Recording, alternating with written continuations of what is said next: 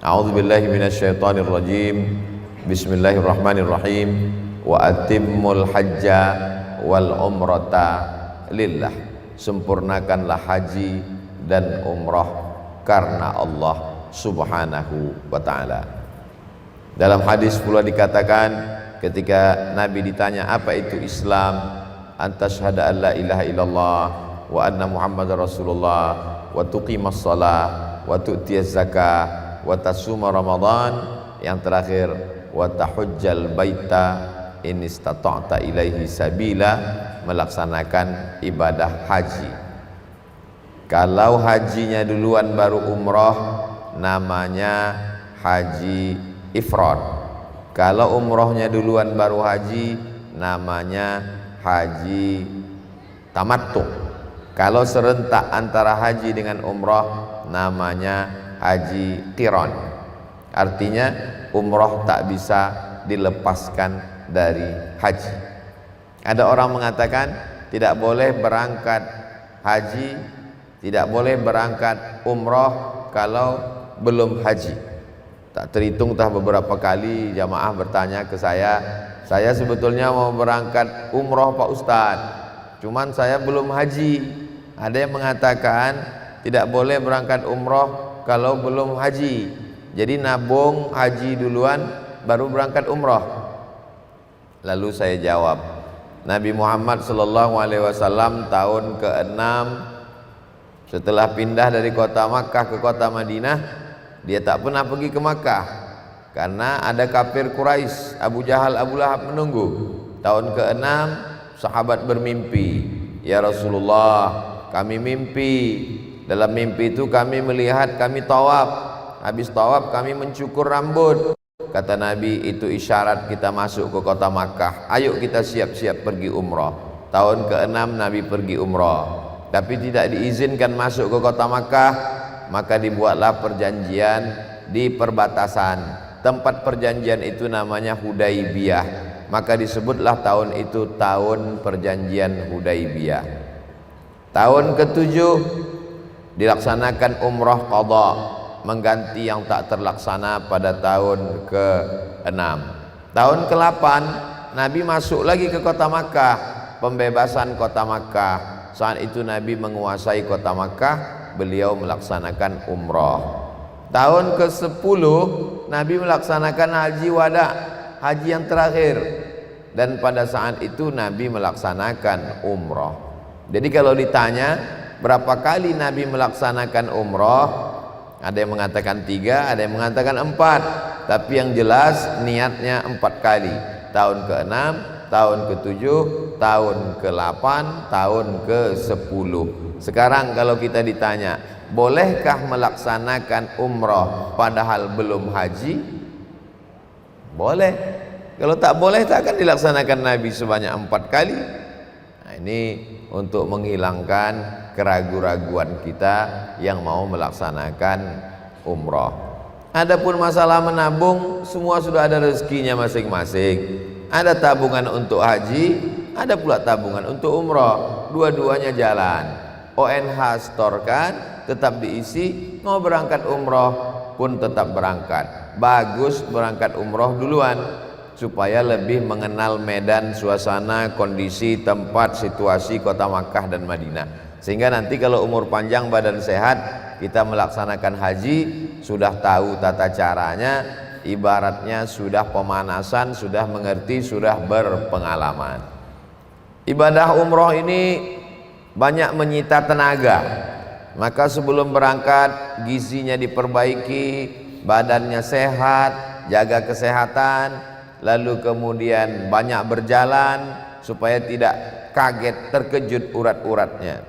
Lalu kemudian sebelum berangkat, betul-betul keluarga yang ditinggalkan ini dalam keadaan nyaman, supaya jangan sampai nanti ketika beribadah di kota Makkah, Madinah, sambil tawaf masuk telepon, "Mak, ini ayam belum masuk kandang, ini listrik belum bayar." Jadi memang betul-betul kita diyakinkan. Itulah mengapa dulu orang sebelum berangkat haji itu diazankan. Seingat saya dulu melepas jamaah haji, sebelum berangkat diazankan depan pintu, Allahu Akbar, Allah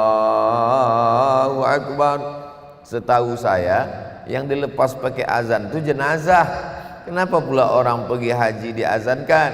Rupanya zaman dulu orang berangkat haji itu tua-tua, naik kapal laut, berangkat 3 bulan. Banyak yang berangkat hidup balik mati, tapi banyak juga yang berangkat lajang, balik gadis, balik menikah, punya suami, jumpa di kapal laut. Jadi berangkatnya itu memang berangkat putus. Bismillahirrahmanirrahim, la haula wala quwata illa billah. Kalau berbagi hati kita, dua-duanya tak selesai. Yang di rumah mau diurus tak selesai, ibadah di sana terganggu. Maka lepaskan, tinggalkan wasiat. Aku mau berangkat bang, nanti kalau aku mati di sana, abang mau nikah, nikahlah. Sebetulnya mau mancing ibu ini aja, mengamuk apa tidak. Aku mau berangkat anak-anakku sekalian, nanti mana tahu terjadi sesuatu aku mati di sana. Kalian menutup aurat, jangan kalian murtad, jangan kalian nikah sama orang kafir, jangan kalian makan riba, jangan kalian makan haram. Di situ nanti anak-anak pas ibu balik sayangnya luar biasa. Kenapa? Karena disangkanya mati, ternyata hidup lagi. Barulah dia tahu rasanya tak punya emak 12 hari. Selama ini dia tak sayang karena ada terus. Tak ada duit, ada emak. Pakaian kotor, ada emak. Tak ada makan, ada emak. 12 hari tak punya emak. Baru kan tanggung kan? Baru 12 hari aku tak ada. Cuma kalau kalian dapat emak tiri, baru kalian tahu. Jadi pendidikan juga untuk anak-anak yang ada di rumah. Maka ketika berangkat itu memang betul-betul putus. Bismillahirrahmanirrahim, la haula wala quwata illa billah. Lalu kemudian sebelum berangkat itu perhatikan berangkatnya bulan berapa. Kalau kebetulan berangkatnya bulan Desember, Januari, Februari, siapkanlah pakaian musim dingin. Karena Desember, Januari itu pergantian tahun. Ingat aja, pergantian tahun musim dingin. Desember, Januari, angin dingin kencang. Itu kalau diinjakkan kaki ke atas lantai Masjidil Nabawi, Masjidil Haram, menusuk sampai ke tulang. Rasanya susah untuk diceritakan, karena memang rasaku belum tentu rasamu. Lalu kemudian kalau kebetulan berangkatnya bulan Juli, Agustus, itu memang musim panas. Panasnya minta ampun, bawa pelembab, bawa macam-macam persiapan untuk diri kita sendiri. Adapun pada bulan Maret, April, Mei, tidak dingin, tidak panas, tenang, cerah, enak, indah, nyaman.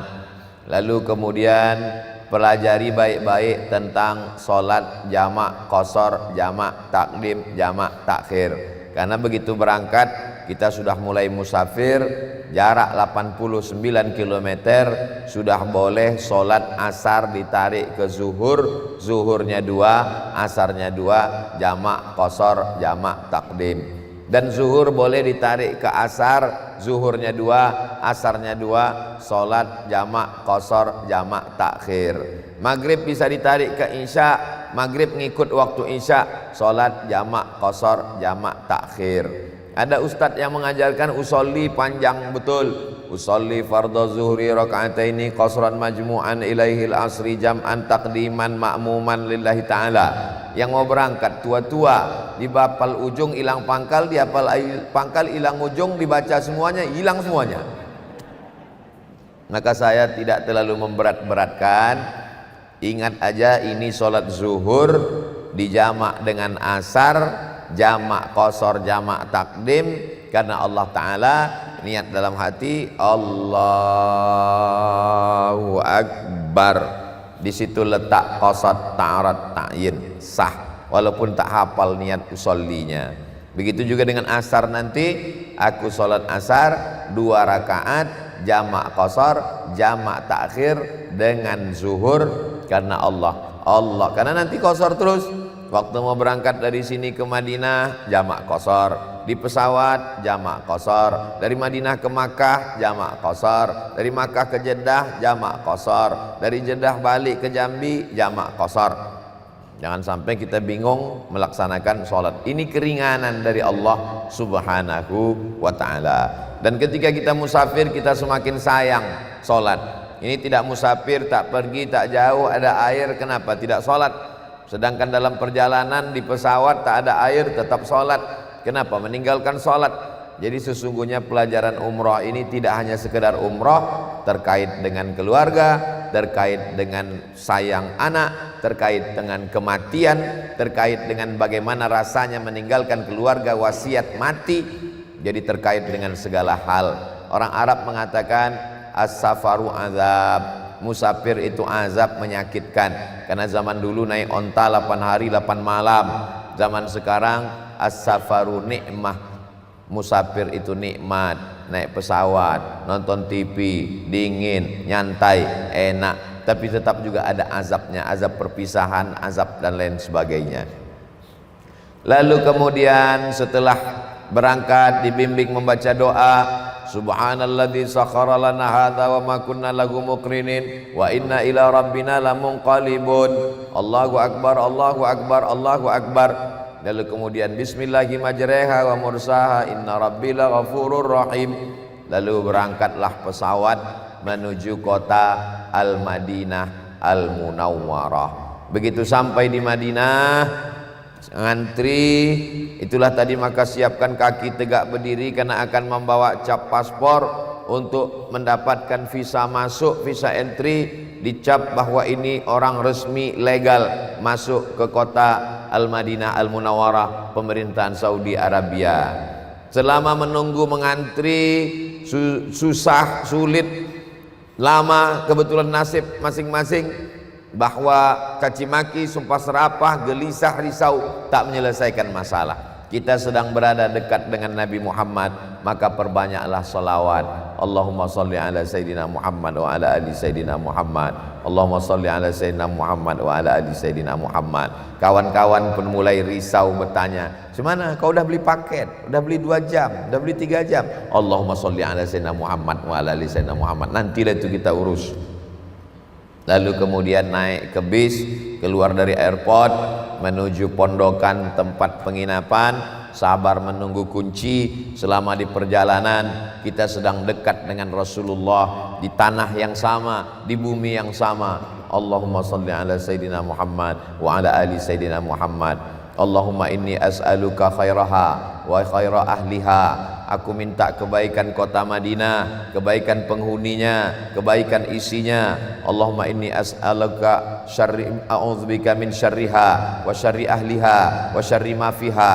Aku minta dijauhkan dari keburukannya, keburukan penghuninya, keburukan isinya. Ada nanti di buku manasik. Kalau kebetulan buku manasik tinggal di koper, pakai bahasa Indonesia aja. Ya Allah, aku masuk ke kota Madinah, jangan sampai selopku hilang, jangan sampai kecopetan, jangan sampai dompet hilang, jangan sampai sakit, jangan sampai demam. Saya sampai sekarang doa tetap pakai bahasa Indonesia. Doa selama di luar sholat, bukan dalam sholat, silakan pakai bahasa kampung, bahasa Minang, bahasa Batak, bahasa Jawa, bahasa Sunda. Allah Maha Tahu. Lalu kemudian setelah sampai di hotel, duduk menunggu dapat kunci. Jangan emosi, jangan mengamuk, karena ini tadi capek, lelah, perut lapar, perjalanan panjang, asam gula darah mulai naik, jantung koroner mulai kumat, menengok orang macam singa, dia pun menengok orang macam, pokoknya maka banyak-banyak berselawat menenangkan hati. Ala bidzikrillahi tatmainnul qulub. Dengan banyak berzikir mengingat Allah, hati menjadi tenang. Bagi yang sudah punya tasbih, petik tasbih banyak-banyak. Allahumma sholli ala sayyidina Muhammad wa ala ali sayyidina Muhammad. Allahumma sholli ala sayyidina. Tapi tanya-tanya juga, Ustaz Ican, gimana kunci itu? Ada kan? Ada. Allahumma. Jangan diam aja. Kawan semua udah masuk, baru aku ni cemana? Ibu kenapa tak tanya tadi, kata dia. Tapi insya Allah dapat dibagi.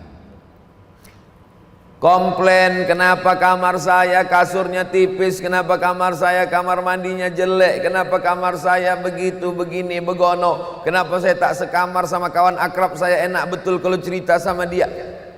Ini sebetulnya mau beribadah apa mau ganti tempat tidur? Kamar itu hanya sekedar tempat bersalin, ganti pakaian, Karena kita lebih lama di masjid, kita mau iktikaf, kita mau beribadah. Kalau saya memang jarang-jarang di kamar. Jadi Ustaz lebih lama di mana? Shopping. Oh tidak. Jadi kadang bingung jamaah, Ustaz nih kemana sebetulnya? Kenapa tak ada di kamar? Saya kalau keluar jam 2 malam, jam 2 malam keluar, jam 8 baru keluar dari masjid. Habis sarapan, istirahat sebentar, nanti jam 10 masuk lagi, asar baru keluar. Habis asar balik makan, masuk lagi malam, jam 10 jam 11 baru keluar. Karena kita ini jarang-jarang dapat. Kita jauh dari Jambi ke Madinah 9.000 kilometer. Yang tak percaya ukurlah sendiri. Bukan dekat kita nih ke sana. Banyak duit, belum tentu bisa ke sana. Mana contohnya? Nih, sejak Januari 2020 terakhir dengan Bang Ican umrah, Januari 2020, sekarang sudah April 2022, sudah 2 tahun saya tak ke kota Madinah. Ini menunjukkan bahwa badan sehat, duit ada, kesempatan ada, tapi belum tentu bisa ke tanah suci. Maka begitu sampai di sana, puas-puaskanlah beribadah. Kalau masalah tidur, nanti balik ke Jambi, diqadha sebulan tidur, tak usah bangun-bangun. Selama di sana nih, puas-puaskan di Masjid Nabawi, puas-puaskan ziarah makam Rasul, puas-puaskan i'tikaf di Raudhah, puas-puaskan khatam Quran dalam masjid, puas-puaskan menikmati indahnya bersama Rasulullah, dekat tak berjarak, nampak makamnya, nampak dindingnya, nampak kubahnya. Di sini jauh kita mengucapkan Assalamualaikum ayuhan nabiyyu wa rahmatullahi wa barakatuh. Jauhnya minta ampun. Sana langsung kepada Rasulullah. Assalamualaikum ya Rasulullah, Assalamualaikum ya Nabi Allah, Assalamualaikum ya Habib Allah, Assalamualaikum ya khaira khalqillah, Assalamualaikum ya safwatallah. Aku tak bisa panjang-panjang banyak-banyak menghafal macam itu Ustaz. Ulangi aja berkali-kali. Assalamualaikum ya Rasulullah, Assalamualaikum ya Rasulullah, Assalamualaikum ya Rasulullah. Karena dia menyuruh, Allah menyuruh, innallaha wa malaikatahu yusalluna 'alan nabi ya ayyuhalladzina amanu sallu alaihi. Berselawatlah banyak-banyak. Wasallimu, ucapkan salam. Jadi kalau kita ucapkan salam ke Nabi, Nabi membalasnya 3. Kata Nabi, waalaikumsalam, selamat anakmu, selamat binimu, selamat lakimu, selamat rumahmu, selamat hartamu, selamat hidupmu, selamat matimu. Wa rahmatullah, Allah mencurahkan rahmatnya untukmu. Wa barakatuh, barakah hartamu, barakah anakmu, barakah menantumu, barakah cucumu, barakah rumahmu, barakah hartamu, barakah kampungmu, barakah ilmumu, barakah hidupmu, barakah matimu. Maka banyak-banyak mengucapkan salam kepada Nabi Muhammad sallallahu alaihi wasallam. Setelah mandi bersih, pakai wangi-wangian. Yang bapak-bapak, yang perempuan tidak dianjurkan terlalu wangi sampai kawan-kawan dikeliling pingsan menciumnya, tapi hanya sekedar menghilangkan bau-bau saja. Innal malaikata tata'azza, malaikat merasa tersakiti dengan bau. Diundang ke istana, diundang jumpa bupati, wali kota, wangi bersih. Ini mau jumpa Nabi Muhammad sallallahu alaihi wasallam, pakai baju di pesawat dan 3 hari. Mana akhlak kita? Maka kita pun berangkat ke Masjid Nabawi. Laki-laki masuk dari pintu babus salam, perempuan dari pintu belakang. Untuk sementara yang berangkat berpisah dulu ibu dengan bapak. Mama, untuk sementara ini kita berpisah sejenak. Kau nanti masuk dari pintu belakang, dibawa oleh guide dari Travel Khairul Umam Ad-Dauli, dan kami dari depan. Allahumma ftahli abwaba rahmatik, bukakan aku pintu rahmatmu ya Allah. Nawaitul i'tikaf fi hadzal masjid, aku niat i'tikaf di masjid ini. Berjalan pelan-pelan mendekati dinding makam Nabi. Sampai di dinding makam Nabi ada tertulis huna assalam. Bacakan salam. Assalamualaikum ya Rasulullah, Assalamualaikum ya Nabi Allah. Sambil berjalan 1 langkah makam Sayyidina Abu Bakar Siddiq. Assalamu alayka ya Sayyidana Abu Bakrin Siddiq. Satu langkah makam Sayyidina Umar. Assalamu alayka ya Sayyidana Umar ibnul Khattab radhiyallahu an. Yang sempat berdoa tawassul, aku berdoa kepada engkau ya Allah, barokah menyebut nama Nabi Muhammad sallallahu alaihi wasallam, mudahkan urusanku, panjangkan umur, barokah rezeki, sampaikan niat baik, sampaikan segala hajat. Berdoa kepada Allah, bertawassul dengan Rasulullah sallallahu alaihi wasallam. Tawassulnya apa Pak Ustadz? Tawassul ini contoh sederhananya begini. Ada orang menelpon ke Pekanbaru. Assalamualaikum. Waalaikumsalam. Betul di nomor Ustadz Abdul Somad? Betul. Bisa ke masjid kami Pak Ustadz? Di mana? Di Jambi. Mohon maaf, jadwal saya penuh.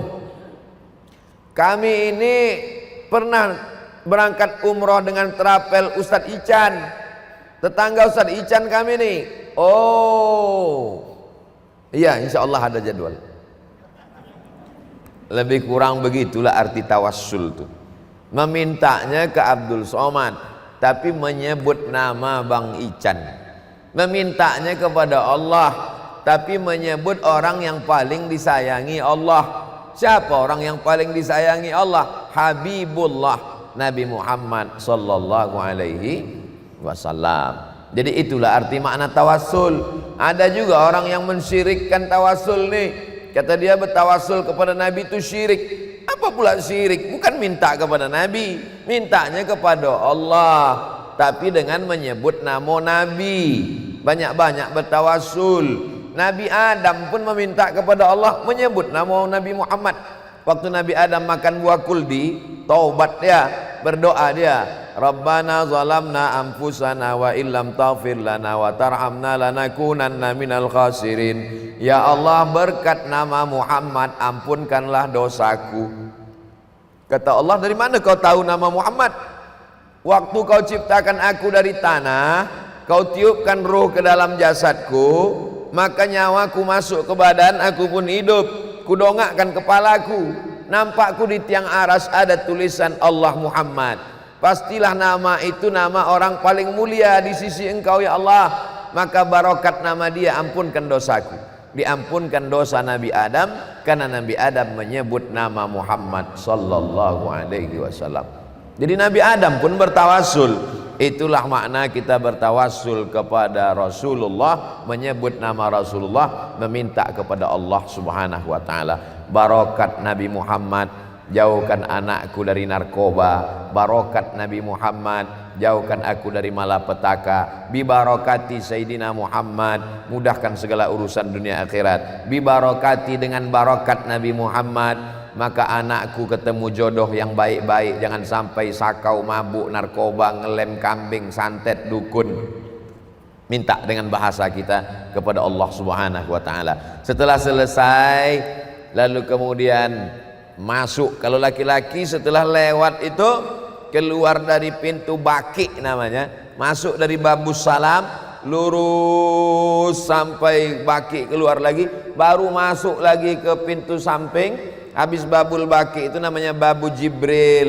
Ada 3 pintu berderet. Babul baki, di sampingnya babu Jibril, karena malaikat Jibril selalu masuk jumpa Nabi dari pintu itu. Yang ketiga babun nisa, pintu perempuan. Tapi sekarang perempuan tak masuk dari situ lagi. Dulu waktu Masjid Nabawi kecil masuknya dari situ. Lalu kemudian masuk dari pintu sebelah itu. Kalau tak bisa masuk dari babun nisa karena ditutup, masuk dari pintu yang besar, barulah sholat sunat tahiyatal masjid. Usolli sunnatan tahiyatal masjid raka'ataini lillahi ta'ala. Kalau kebetulan masuknya pagi, sholat duha. Kalau kebetulan masuknya malam, sholat tahajud. Kalau kebetulan masuknya tak pagi tak malam, sholat sunat taubat, sholat sunat hajat, sholat sunat mutlak. Sholat sunat mutlak, tak ada apa-apa, mutlak, bebas, lepas. Usolli sunnatal mutlak raka'ataini lillahi ta'ala. Minta ampun, berdoa kepada Allah Subhanahu wa ta'ala. Setelah itu kemudian kalau kebetulan agak ada setengah jam, 1 jam lagi waktu sholat fardu, tak usah keluar masjid, tunggu aja, baca Quran 1 jam dapat 1 juz, istighfar 100, sholawat 100, tasbih 100, tahmid 100. Jangan macam orang bingung, karena saya tengok di Masjid Nabawi itu banyak juga orang masuk masjid itu bingung, habis sholat tengok kanan, tengok kiri, mulai keluar handphone. Apa? Macam orang diganggu jin. Padahal begitu banyak amal. Subhanallah wa bihamdihi subhanallahil azim, subhanallah wa bihamdihi subhanallahil azim 100, astaghfirullahalazim alladzi la ilaha illa huwal hayyul qayyum wa atubu ilaih 100, Allahumma shalli ala sayyidina Muhammad wa ala ali sayyidina Muhammad 100, Al-Fatihah 100, Kulhu 100, ayat kursi 100. Banyak yang bisa diamalkan. Berzikir dengan Allah, masuk waktu azan, salat, dari azan ke iqamat, qabliyah panjang, lanjutkan lagi baca Quran, pasang target. Aku targetkan selama umroh ini sekhatam. Jadi ada target yang mau kita capai. Ini banyak orang berangkat umroh tak ada target. Pergi orang, pergi dia. Tidur orang, tidur dia. Orang bangun, dia tidur juga lagi. Tak ada target. Nah, ini supaya ada sesuatu yang mau kita capai. Lalu kemudian balik lagi ke hotel, makan sarapan pagi ada, makan siang ba'da zuhur ada, makan malam ba'da maghrib ba'da isya. Biasanya ba'da isya ada, dari maghrib ke isya ke masjid. Ada yang perlu diingat, kita ke masjid 5 kali, tapi belanjanya 10 kali. Kenapa begitu? Hotel, masjid, dari hotel ke masjid toko. Jadi orang ke masjid 5 kali, ke toko 10 kali. Ke masjid, balik, pergi, singgah, masuk balik. Balik nanti singgah lagi. Tak singgah rasa mubazir pula. Jadi bagaimana caranya biar supaya tak banyak belanja? Dompet jangan tebal-tebal betul. Kemudian jangan pergi membawa tas yang besar, karena godaannya belanja ini tak salah. Tapi kalau sampai koper tuh becicit, ini nanti bisa jadi masalah. Mulailah waktu balik itu, padahal waktu mau berangkat koper 1, itu guna koper ini dipajang. Koper 1, tas 1, ayahnya 1, emaknya 1. Sampai di sana tak ikut KB, beranak bercucu, bergantunganlah di samping-samping tuh, dari mulai anak onta, cucu onta, cicit onta. Yang itu jangan disebut. Akhirnya macam-macam, pikiran kita pun berkacau balau. Mulailah doa nanti tak lagi. Pertama doa anak soleh, mulailah doa, ya Allah lewatkanlah koper nih ya Allah. Itu jadi rusak ibadah kita. Lalu kemudian balik. Nah, pada hari yang ketiga dikasih tahu nanti sama rombongan, Bapak Ibu bisa sore, bisa malam, bisa zuhur. Nanti habis sholat zuhur kita sholat yang terakhir di Masjid Nabawi, maka ziarahlah kita, pamitan ke Rasulullah. Rasulullah, aku mau balik ke kampung, mohon kepada Allah Ta'ala supaya bisa aku rezeki lapang. Sekarang aku berangkat sendiri, nanti aku mau berangkat sama laki. Sekarang aku berangkat sendiri, nanti mau berangkat sama bini, sama anak-anak. Dibukakan Allah pintu rezeki. Macam mana kita berpamitan sama orang, sama emak, sama ayah. Ini berpamitan sama Sayyidul Anbiya wal Mursalin, Nabi Muhammad sallallahu alaihi wasallam. Lalu kemudian kita pun mandi bersih, potong kuku semua, rapi, siap-siap menuju tempat namanya Bir Ali, tempat berniat untuk umroh. Jadi selama 3 hari di Madinah ini belum umroh lagi, baru ziarah makam Rasul sallallahu alaihi wasallam. Lalu kemudian berangkatlah menuju Bir Ali. Sampai di Bir Ali solat sunat tahiyatul masjid. Setelah itu kemudian solat sunat ihram, usolli sunnatal ihram rakaataini lillahi ta'ala. Setelah itu berniat, labbaik Allahumma umrah, labbaika Allahumma umroh. 3. Aku sambut panggilanmu, aku berniat umroh. Lalu kemudian setelah berniat itu, maka ingat larangan-larangan ihram. Tak boleh mencabut tanaman. Keluar dari masjid Bir Ali itu masjid, tersangkut pula daging di gigi, nampak duri pokok kurma, kena denda.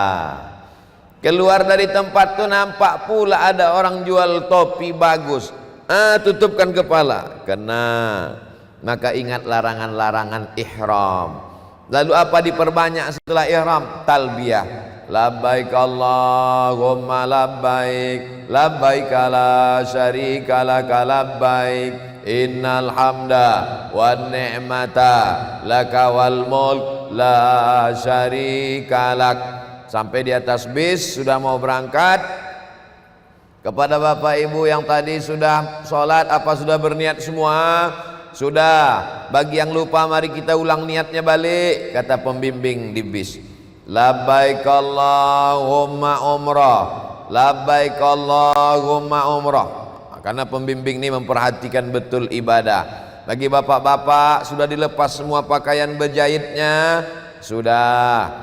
Lalu kemudian berangkatlah. Selama di perjalanan menengok gurun pasir, menengok onta-onta, menengok gunung-gunung.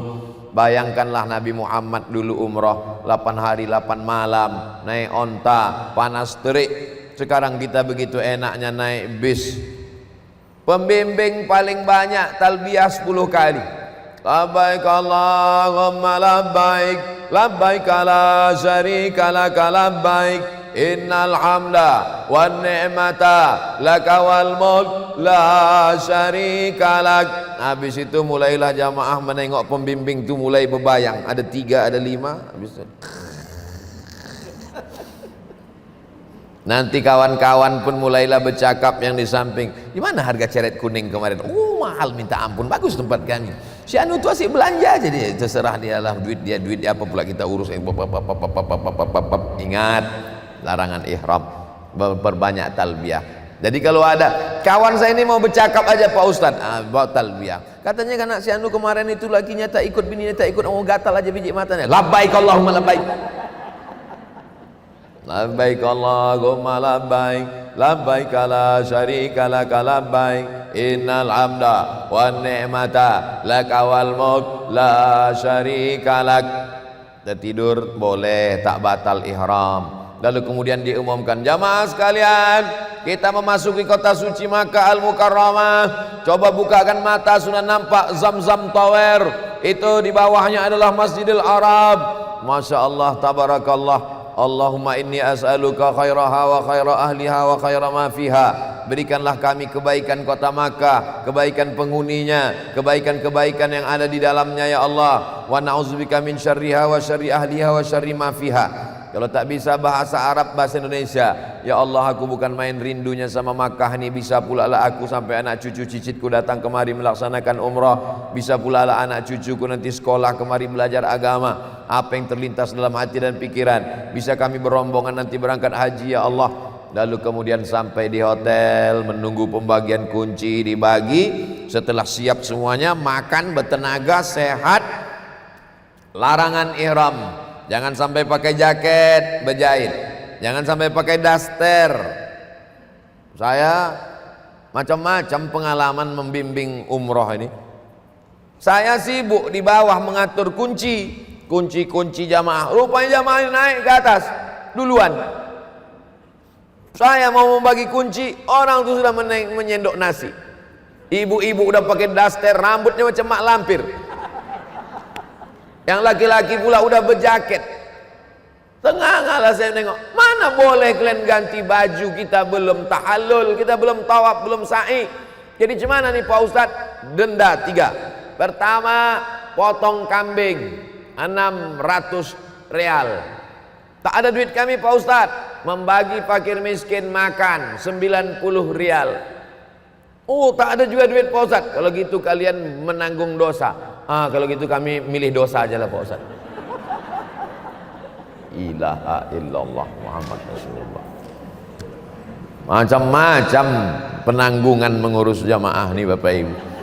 Akhirnya pakai ihram balik, setelah makan turun ke bawah tawaf.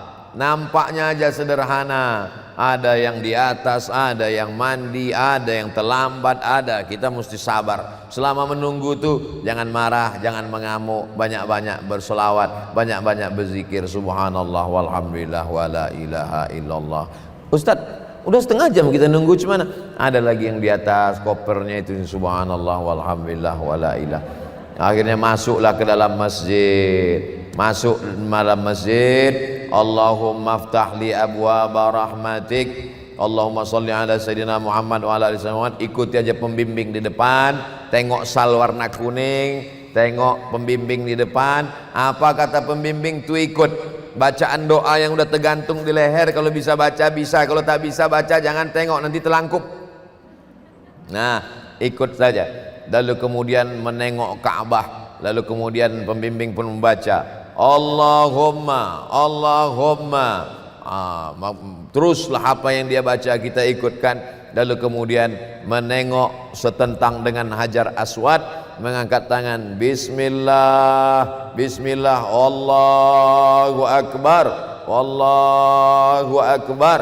Apa kata pembimbing di depan, ikut. Kalau bisa ikut. Itulah gunanya dari sekarang dibaca-baca sekali sehari doa, putaran 1, putaran 2, putaran 3, putaran 4, putaran 5, putaran 6, putaran 7. Aku tak jadi berangkat Pak Ustadz. Kenapa? Belum hafal. Tidak ada kewajiban rukun dalam umroh. Umroh itu rukunnya cuman berniat, lalu kemudian tawaf, sa'i, tahallul, tertib. 5 cuma. Berniat, tawaf, sa'i, tahallul, tertib. Tertib artinya berurutan. Tak boleh sa'i dulu baru umrah, baru tawaf. Jadi tak ada rukun macam sholat, ada rukun qaulinya. Mesti membaca Al-Fatihah. Jadi umrah ni andai ada jamaah umrah, jamaah haji, selama haji itu dia tak ada baca apa-apa, diam aja. Diambilnya selasiban, ditutupnya oleh dia. Sah. Namanya umroh diam. Umroh silent. Jadi tidak ada rukun. Jadi jangan khawatir tentang bacaan ini. Tak hafal, ikuti apa kata pembimbing. Tak juga hafal, tasbih saja. Subhanallah walhamdulillah wa la ilaha illallah wallahu akbar. Subhanallah walhamdulillah wa la ilaha illallah wallahu akbar. Subhanallah walhamdulillah wa la ilaha illallah wallahu akbar. Sampai ke rukun yamani, robah bacaannya. Rabbana atina fid dunya hasanah wa fil akhirati hasanah wa qina adzabannar. Allahumma inna nas'aluka ridhaka wal jannah wa na'udzubika min sakhatika wan nar. Rabbana atina, sampai ke Hajar Aswad 1 putaran, 2, 3, 4, 5, 6, 7. Habis 7 putaran, sholat sunat 2 rakaat, 2 rakaat sholat sunat tawaf di belakang makam Ibrahim. Makam Ibrahim, tapak kaki Nabi Ibrahim, dipijaknya batu tu lunak, nampak 2 tapak kakinya. Maka sholat di belakang itu setentang dengan itu, jauh sikit tak apa. Selesai itu berdoalah, berdoa, terserah apa yang dimintakan. Yang penting doa tu 4 tu aja jangan lupa. A'udzubillahi minasyaitonirrajim. Bismillahirrahmanirrahim. Alhamdulillahirabbil alamin. Wassalatu wassalamu ala asyrafil anbiya'i wal mursalin wa ala alihi washabihi ajmain.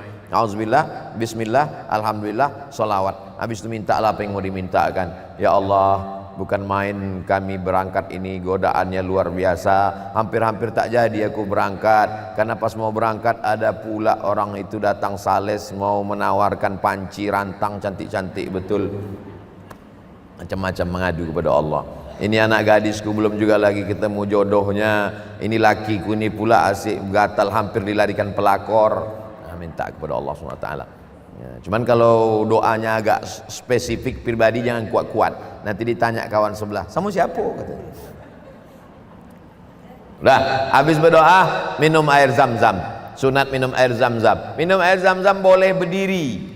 Allahumma inni as'aluka ilman nafi'an wa rizqan wasi'an wa shifaan min kulli da'in wa saqamin bi rahmatika ya arhamar rahimin. Tak hafal bahasa Arab, ya Allah sehatkanlah aku, sehatkan badanku supaya aku dapat beribadah berkat rahmatmu ya Allah. Allahumma sholli ala sayyidina Muhammad. Minum. Habis itu menuju Bukit Sofa, mau melaksanakan sa'i. Ikut aja pembimbing, lalu kemudian naik ke atas Bukit Sofa, menghadap ke arah kiblat, menghadap ke arah Ka'bah, Allahu Akbar, Allahu Akbar, Allahu Akbar, dan seterusnya. Lalu kemudian turun ke bawah. Pas mendekati dua tiang berwarna hijau, kalau sanggup lari, lari kecil. Tak sanggup lari, biasa saja, jangan paksakan. Badan berat, lari tak biasa, dipaksakan lari, terkilir kaki. Makin besar biaya, didorong pakai kursi. Jalan biasa saja. Saya kalau membimbing umroh, saya bilang, yang tua-tua, yang tak sanggup berjalan, yang mau pelan-pelan, berjalan sama saya. Yang muda-muda, yang mau cepat, pergilah kalian duluan. Karena banyak orang tua, saya menganggap orang tua ini emak saya, nenek saya, datuk saya. Mana bisa kita tinggalkan? Yang anak-anak muda, pergi kalian duluan. Lalu mereka pun berlari-lari. Lalu kemudian setelah mendekati Bukit Marwah, inna safa wal marwata min sya'airillah faman hajjal baita aw i'tamara fala junaha alaihi ayyat tawafa bihima faman tatawwa'a khairan fa innallaha syakirun alim. Sampai ke atas, angkat tangan berdoa. Setiap sampai ke atas Bukit Sofa, Marwah, berdoa 1, 2, 3, 4, 5, 6, 7. Berakhir di Bukit Marwah. Habis berdoa, maka gunting rambut. Pembimbing yang sudah digunting, maka dialah yang mengguntingkan rambut. Mana rambut bapak yang mau dipotong? Bapak mengguntingkan pula rambut ibu. Ibu sesama perempuan menggunting. Lalu kemudian kalau saya biasa umroh, keluar dari masjid itu saya cari tempat mencukur rambut, namanya barbershop. Potong, pilihannya dua. Kalau mau muhalliqin, gundul habis, muqassirin, potong pendek. Itu makanya saya kalau sebelum umroh tuh rambut saya biasa panjang. Ditanya sama jamaah, kenapa rambut ustaz ini panjang gondrong? Karena pendek sama panjang bayarannya sama, 15 rial. Rugi kalau rambut kita pendek 15 rial. Harus panjang. 5 menit selesai. Potong pendek rambut. Potong pas waktu belum, potong pendek. Langsung update status. After, before, after. Lalu kemudian setelah itu istirahat karena badan capek lelah. Bayangkan capeknya itu, dari mulai kota Madinah ke Makkah menunggu tawaf sa'i, berpeluh berkeringat, lelah. Maka yang paling enak adalah mandi dengan air hangat, istirahat, makan, tidur. Lalu kemudian setelah itu memperbanyak ibadah. Kalau pergi jam 2 malam ke Masjidil Haram, iktikaf, baca Quran, berzikir, solat subuh, qabliyah subuh, solat subuh, jangan keluar masjid. Tunggu sampai matahari terbit, solat sunat isyraq 2 rakaat. Balik ke hotel, makan, istirahat sebentar. Nanti jam 10, jam 11 ke masjid lagi, solat zuhur, balik makan siang. Jam-jam 2 ke masjid lagi, campur, solat asar, solat maghrib, solat isya, baru balik. Istirahat malam juga begitu. Jadi kita lebih lama di masjid daripada di rumah. Selama di masjid itu solat apa aja Pak Ustadz? Tahiyatul masjid, solat sunat wudu, solat sunat taubat, solat sunat hajat, solat sunat mutlak. Kalau kebetulan pagi, solat sunat duha. Jumlah rakaatnya tak terbatas, unlimited. 2 bagus, 4 bagus, 6 bagus, 8 bagus. Capek istirahat baca Quran, dapat setengah juz solat lagi, berzikir. Aku kaki tak bisa tegak lama Pak Ustadz, duduk baca Quran. Baca Quran pun tak bisa Pak Ustadz, titik iya berubah jadi 3. Bertasbih pun tak bisa, mati aja lah. Tasbih lah paling mudah. Banyak jamaah umroh lebih lama memilih tasbih daripada bertasbih. Waktu masuk ke toko tasbih, tasbih kayu, tasbih batu, tasbih plastik, tasbih Cino, tasbih koka, tasbih macam-macam. Pas bertasbih, tuk tuk tuk. Lebih lama memilih tasbih daripada bertasbih. Sampai ke kampung pun tasbih itu tak dipetik, digantungkan pula ke mobil. Maka banyak mobil masuk surga, yang punya masuk neraka. Maka tujuan bertasbih ini supaya kita menghitung. Lalu kemudian hari kedua yang mau umroh untuk almarhumah oma, almarhum ayah, almarhum suami, almarhumah istri, almarhum anak, almarhum kawan, maka dia pergi ke Tanim. Sampai ke Tanim, bawa kain ihram, mandi, niat labbaik Allahumma umrah. Habis itu dia balik lagi ke Masjidil Haram, tawaf, sa'i, tahallul. Niat, tawaf, sa'i, tahallul, tartib. Jadi kalau sudah begundul sekali Pak Ustadz, apa lagi yang mau dipotong? Udah begundul waktu umrah, apa lagi mau dipotong? Tak akan dipotong alis nih. Kalau sudah gundul kepalanya, pisau itu aja dijalankan begini. Tapi perempuan tidak dianjurkan begundul. Perempuan ujung rambutnya saja dirapikan. Jangan pula perempuan begundul balik suaminya heran, kenapa Abri masuk desa balik ke kamar nih gitu. Dah selesai umrah, dibawalah jalan-jalan ke Padang Arafah. Inilah nanti kalau kita haji tempat wukuf kita. Habis dari Padang Arafah dibawa ke Musdalifah. Dari Padang Arafah terus ke Musdalifah, bermalam di Mina, melontar 3 jumrah. Kenapa Ustaz tahu lagu itu? Mak saya dulu selalu menyanyikan itu, lagu Nur Asyah Jamil dari Medan tentang manasik umrah. Lalu kemudian dari Musdalifah ke Mina, ditunjukkan nanti kita melontar jumrah ula, jumrah wusta, jumrah aqabah. Jadi sebenarnya berangkat umroh ini sekaligus manasik haji. Lalu kemudian setelah itu selesai, apa yang didapatkan? Al-umratu ilal umrati kafaratul lima bainahuma. Dari satu umroh ke umroh berikutnya menjadi penebus dosa. Dosa-dosa diampunkan Allah, tapi dosa kepada tetangga tak bisa kalau tidak meminta maaf. Makanya sebelum berangkat itu undang tetangga, jiran, kawan, sahabat. Bukan tujuannya untuk menyombongkan diri. Ada juga orang mau berangkat umroh ini mengundang tetangga, lawan-lawan yang lama diundang biar tahu dia mau berangkat umroh, biar naik darah tingginya dia, biar mati mendadak dia. Kita ini berangkat mau minta ampun, minta maaf. Tetangga, kawan, sahabat sekantor, ini kuundang kalian makan siang, doakan kami supaya berangkat selamat pergi balik. Mudah-mudahan keberangkatan ini diridhai Allah. Iyalah. Nah, inilah keberangkatan. Lalu setelah itu pulang. Apa yang dibawa pulang dari umrah? Pertama, orangnya lebih takwa. Kedua, orangnya lebih rajin ke masjid. Ketiga, orangnya lebih suka bersedekah. Keempat, orangnya lebih santun menjalin silaturahim. Kelima, orangnya lebih dermawan, lebih dekat kepada Allah Subhanahu wa ta'ala. Jadi pulang dari umrah ada perubahan dalam diri. Apa tandanya umrah kita itu diterima Allah Pak Ustadz? Ada perubahan.